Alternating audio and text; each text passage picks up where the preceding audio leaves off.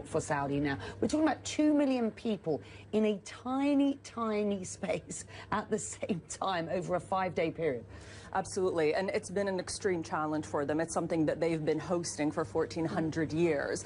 And over the last few years, over the last decade, they've definitely been investing more in infrastructure, whether it's creating wider bridges, bigger bridges to be able to access the points, having discussions with religious scholars about actually widening the space that is considered the holy territory where the rites can be performed. Security personnel are ever present.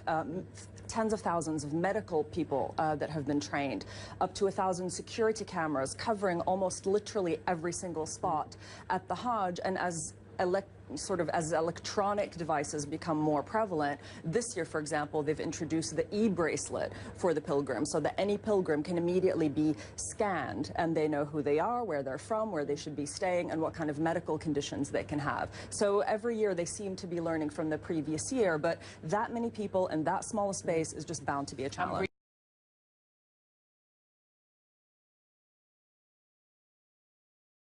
It's the sense of the diversity.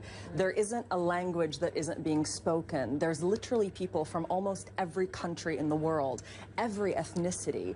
And also what strikes you, and having been to Saudi Arabia, you'll relate to this, is usually men and women are quite segregated in public spaces.